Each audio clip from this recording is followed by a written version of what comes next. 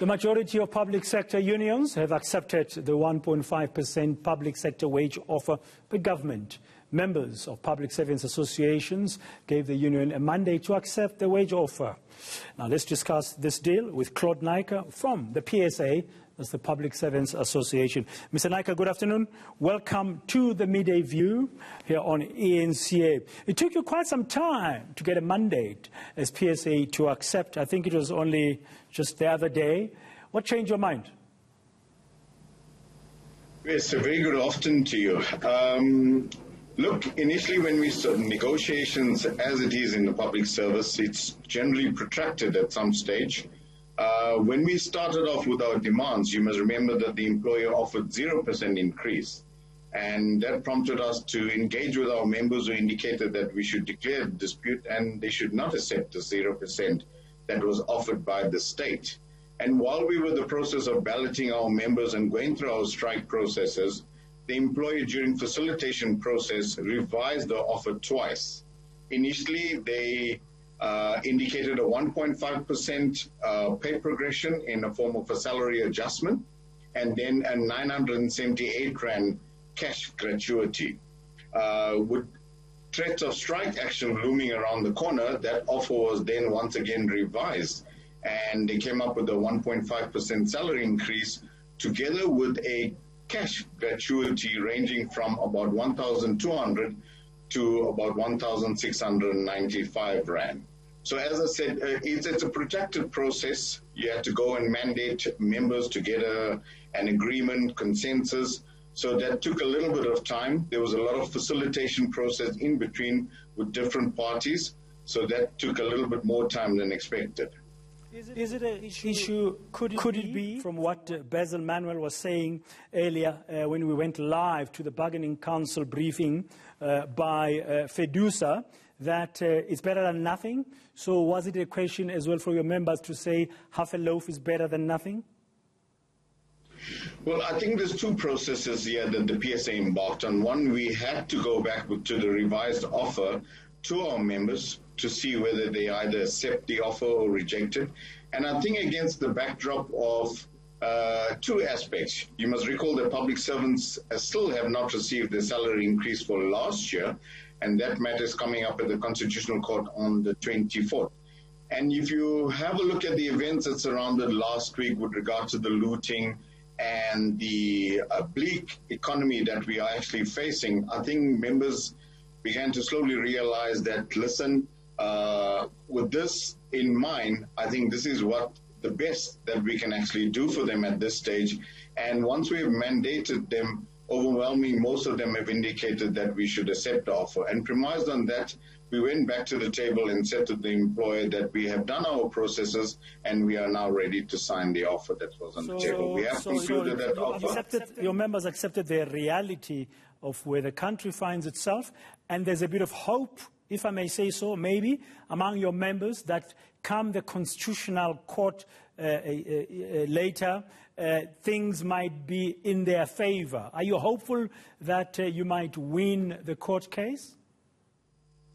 We're very hopeful, and that is why we've obviously launched this appeal to the Constitutional Court.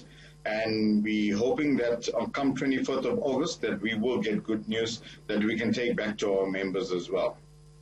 How much more could that put in the pockets of your members? Because currently, effectively, after deductions, you're getting an extra 1,000 Rand plus this progressive increase of 1.5%. And if you won the Constitutional Court matter, which is a separate issue, I understand, that could add more money into the pockets of your members. That's for the past year. So there could be some retrospective payments. Absolutely. The salary increases are due on April of each year. So with the 2018 increases, that will be effective from April as well.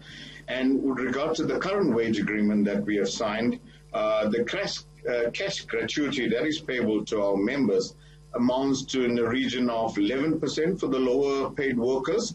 And as you progress down the line on a sliding scale, those on the top end of the salary scale will receive in the region of 3%, slightly lower than the CPI, but I think they would take they would acknowledge that those at the low end will deserve a higher increase, and based on that premise, they've accepted the wage agreement. Just for clarity, the Constitutional Court hearing, when is it, and for what financial year, that increase will apply? That increase will apply for last year, which was effective on the 1st of April. Remember, the 2018 agreement is a 3-year agreement. The last leg of the 3-year agreement was not implemented. That was for 2020. To 2021, the end of the financial year. And when is the court case again, Mr. Naicker? On the 24th of August. Okay. I know you don't speak for anybody else, but as a trade unionist, I need to ask you, how are you feeling by the fact that while the majority has signed this deal with government in the public service, your other unions who are your peers like Nehau and Pop Crew have rejected it? Look, it will be difficult to speak on their behalf. Remember that the wage demands doesn't necessarily or didn't entail just a percentage increase. There are a number of other demands that were on the table: the absorption of temporary workers, affordable housing for public servants. So all unions would have balloted their members, and some of the members would have felt that, listen, the wage increase or the percentage was not the most important aspect to them. And I suppose based on those and the other demands, they decided that to give their unions a mandate not to accept it. But look, if you look at the number of unions that have accepted the current wage offer, we're looking at around 60% of the vote rates that carried through that have accepted it. So there's not a small margin by any tale. A majority is a majority, whether it's a thin majority or a slightly high majority itself. At the end of the day, it's the majority of the unions that have accepted it, and it will be implemented. Okay, finally, which other demands did the PSA put on the table that you still have to really get sorted out into the near future? I think the absorption of temporary workers, that was one of the key issues, and obviously the main one from the PSI was to provide affordable housing to public servants. A lot of public servants in the current climate and previously were not able to secure proper loans to actually, to buy a property that they can deem theirs and live in affordable housing. So we felt that this was one of the most important demands for us. And I think those are the demands that we will be pursuing as time goes by. Negotiations are going to continue for next year very shortly. Those demands that were not met in this year's salary offer, those are still on the PSCVC agenda at the moment, and we will be pursuing those vigorously. Thank you very much, Mr. Naicker. There, speaking on behalf of the Public Servants Association, the PSA, one of the public service unions, trade unions, that have signed the deal that the government has put on the table, was explaining their reasons why and reminding us there is still that small matter in the Constitutional Court coming up in August, where public service unions have been challenging government for the non-payment of the last leg of the previous 3-year agreement, which was for last year. If the unions win that one in the Constitutional Court, that would translate to some extra money as well in the pockets of public servants. We're going to have to wait and see which way the Constitutional Court will rule on this matter then in August. Now,